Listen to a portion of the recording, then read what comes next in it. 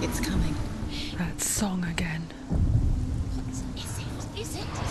It's Helen. Yes, the source of the darkness. It's coming. This is your moment.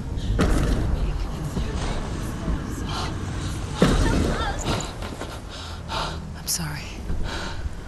I can't watch this. What are you doing? You're showing weakness.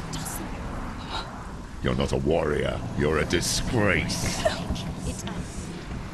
The gods will punish you for this. Pick up the sword. Pick it up. Fight the darkness. Fight it. Get up. Get up. Get up and fight.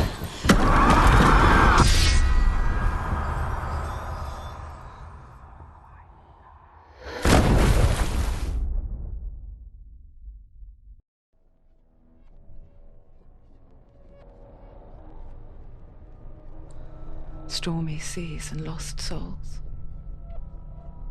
She's dreamt of this before. They say dreams are visions of our memories, thoughts and fears, as seen by our inner eye. But what if each one of us is always dreaming, even when awake, and we only see what our inner eye creates for us? Is this what hell is? A world shaped by Senua's nightmares. Maybe that's why people feared seeing the world through her eyes. Because if you believe that Senua's reality is twisted, you must accept that yours might be too. You failed the gods. You're pathetic. Rotten. Cursed. What were you thinking? Did you really think you could win? How stupid can you be? So stupid. Everyone hates her. She's cursed. The shadow hates. Look at you. A warrior. Worthless. Weak. Pathetic. Go on. Feel sorry for yourself, because there is no one left to do that for you. Everywhere. You failed. What's that? Take it. If you're too much of a coward to fight, then end the suffering. Broken and lost. Just like your sword. Come on. Dare.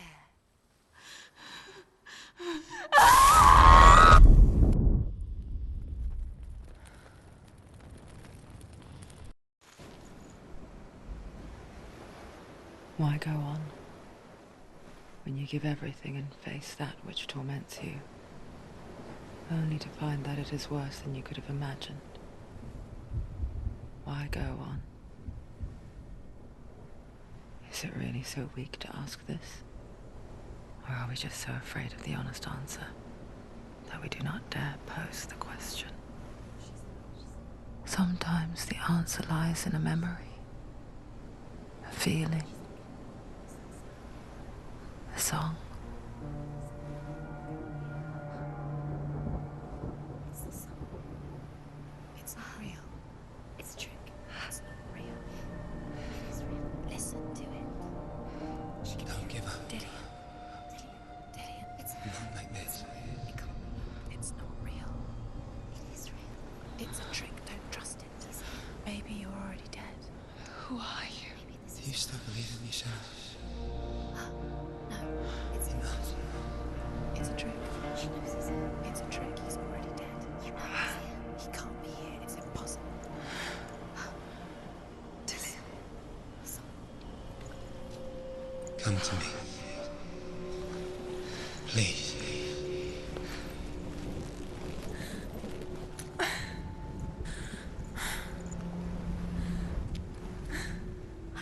The light. Go towards the light. It's him. There he is. It can't be him. It's just a trick. It's in your mind. No, he's here. It's in your mind. It's real. It's happening. Go towards it.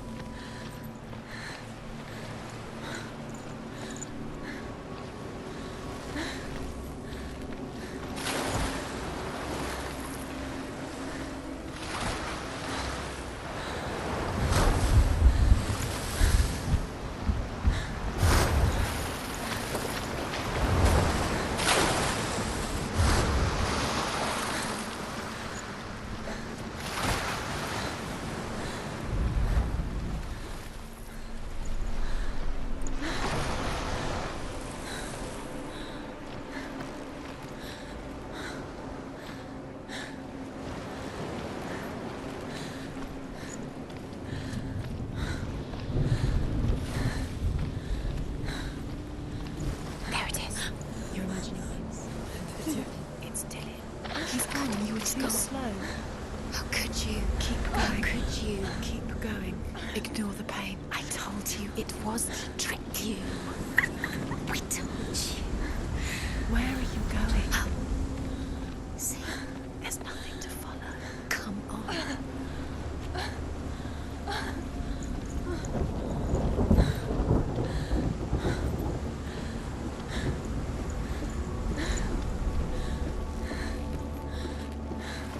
Before she first met him, she was not in a good place.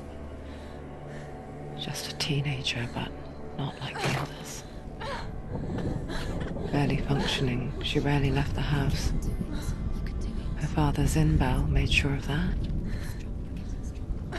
Only occasionally did she venture out on her own, collecting firewood and herbs. Errands out in the Orkney Plains. That was her world. Like this one. Barren and lonely. You're getting stronger. You're getting stronger.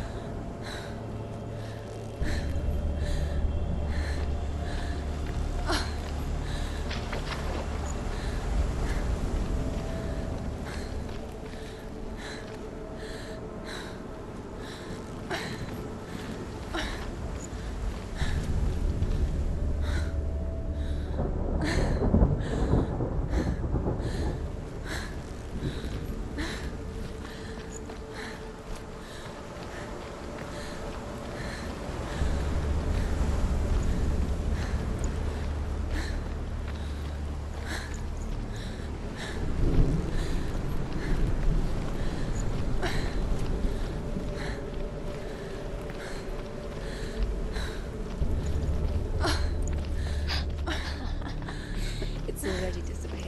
Nothing lives here, not even you. It's in your mind.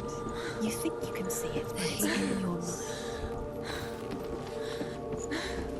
There's the tree. There he was, Where is he? the lone figure of a boy. He's there, under the tree. Sword play under the shade of a tree. There he is. You have to. She remembers the first time she saw him. To her young eyes, he moved as if dancing. And the world danced with him. Where is he? The glue He's there, lifted. under the tree. And for the first time in years, she felt You have to keep Dillian, because we. a ray of hope.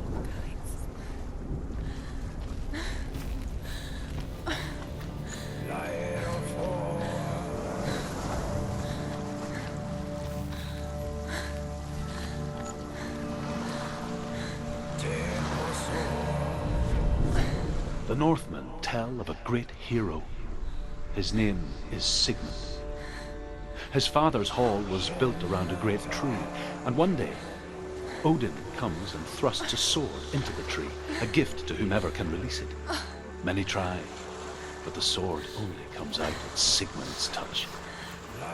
His brother-in-law, King Siggeir, wants it, but Sigmund refuses him, so King Siggeir plots revenge.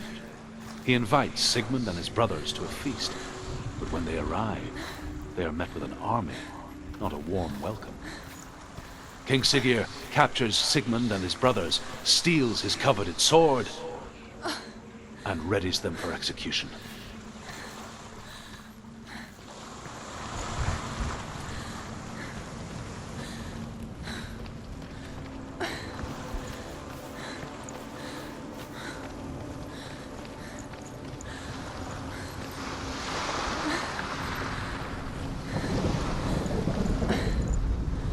Death for Sigmund and his brothers seems certain.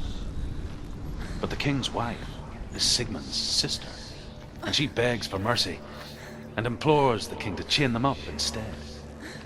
He agrees. Not for mercy, though, but because he plans an even more cruel and lingering death. Chained to a tree in the forest that night, a she-wolf comes and devours one of Sigmund's brothers.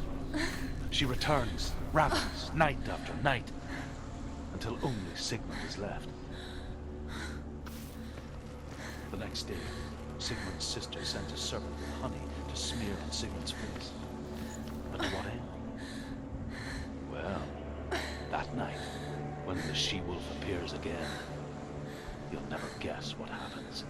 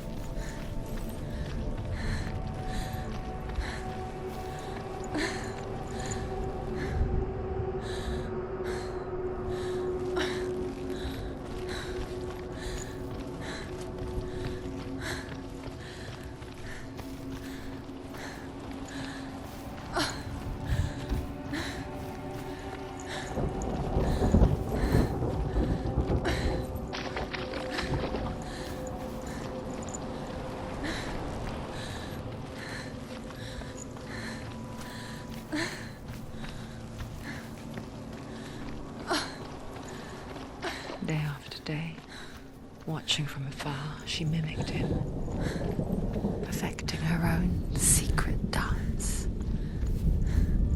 wishing those fleeting moments of light would stretch out to last forever.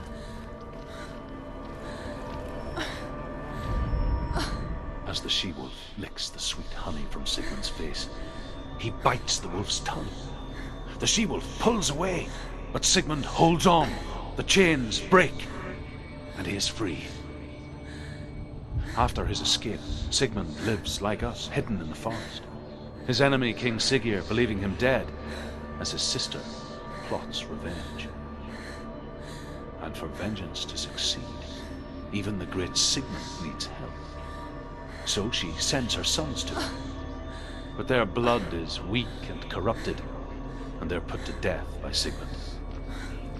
So his sister hatches a new plan, one that is cold of heart and pure of blood.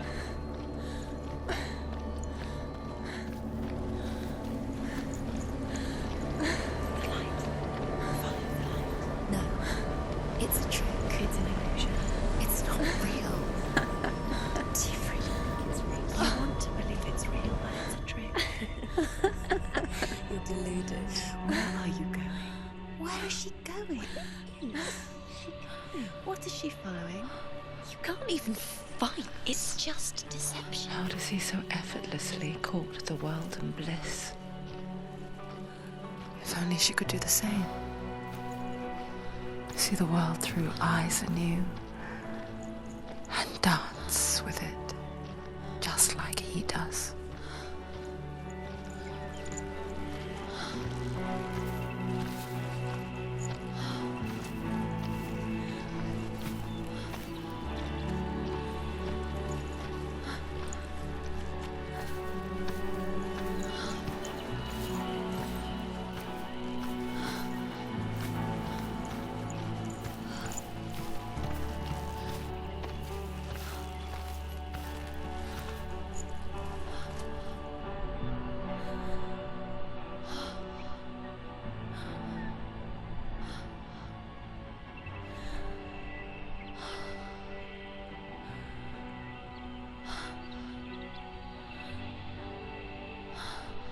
What's your name?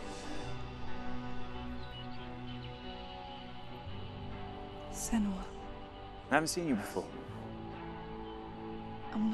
I don't leave home much. Oh, Zeno's daughter. I have to go. Wait. Who taught you to fight like that? No one. No one? Well, I watched you, and... You learnt all of that from watching me? You should become a warrior, you know. Me? I'm Dillian. I'm here for the warrior trials. Come and watch. And bring your sword. You can't put it into words. That moment when you look into the eyes of the one who's supposed to reassure you, make you feel safe. It only takes an instant. Fear swallows you before you have a chance to make sense of it. And darkness becomes a part of who you are. You killed him. But her world changed the day the Northmen took him from her. Senua knows that there's no going back to how things were. That there's nothing to go back to at all. Stay still, stay quiet, hide, don't tell her. Their gods can see into your mind. They will use this power to destroy you. They won't stop me. I can still feel him. Whatever's left of him, they will never let him go. I'm not gonna let him rot here! You're the one rotting here. Leave me alone! You will die here. No! And all your suffering will have been for nothing. Shut up!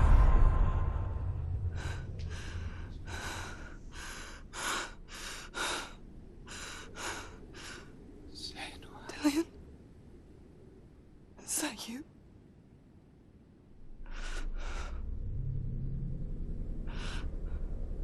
I'll find you, my love. I promise.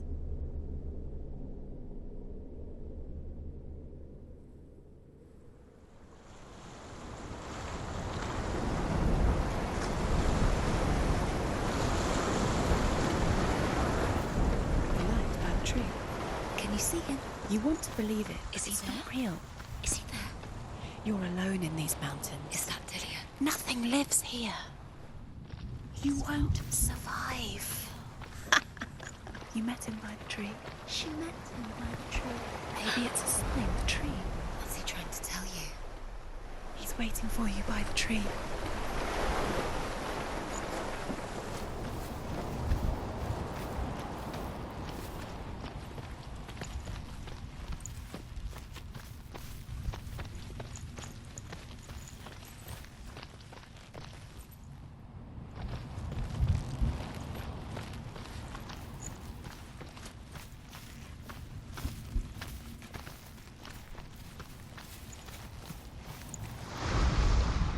Sigmund's sister trades shapes with a sorceress, and in disguise, she lies with her own brother. She gives birth to a son named Sinfjotli. After a time, she sends him to the forest to Sigmund. He tests the boy and finds him strong and fearless, and so they go to take their vengeance on King Siggeir. But luck is not on their side. They're captured, and Siggeir has them buried alive.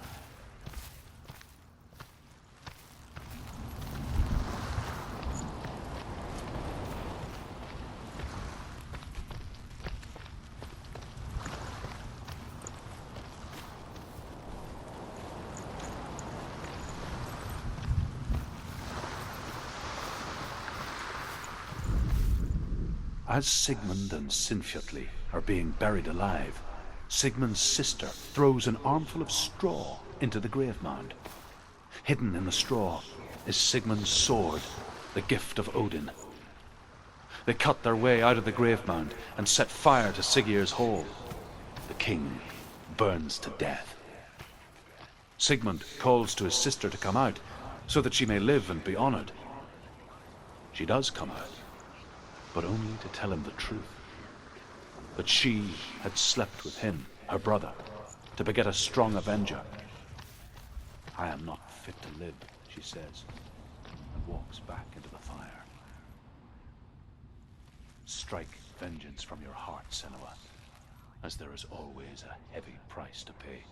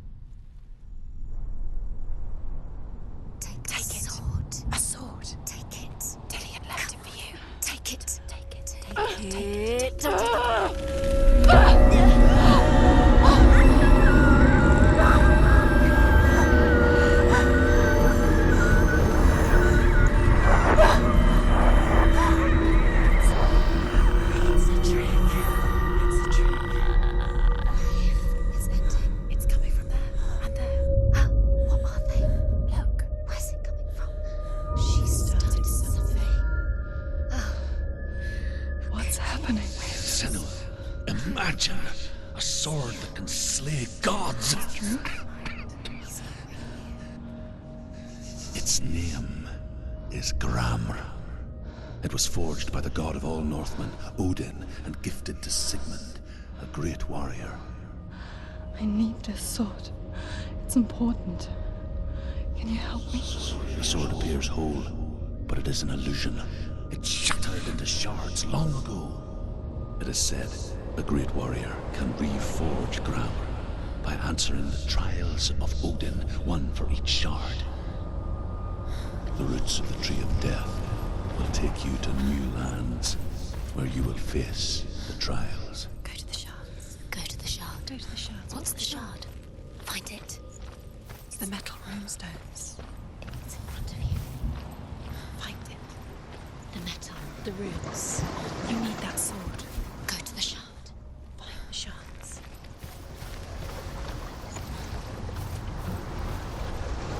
Where is it? Find it. There it is. Focus. There's the shard. Focus. Focus. Use your eyes. Look. Get closer. What can you see? A king in the north forced the dwarves to make a sword that would never fail and never rust, and that would slice through iron and stone and bring victory to its bearer. But the angry dwarves cursed it. It would be the death of a man every time it was drawn, and it would be the death of the king. Let me tell you about the sword Tyrving.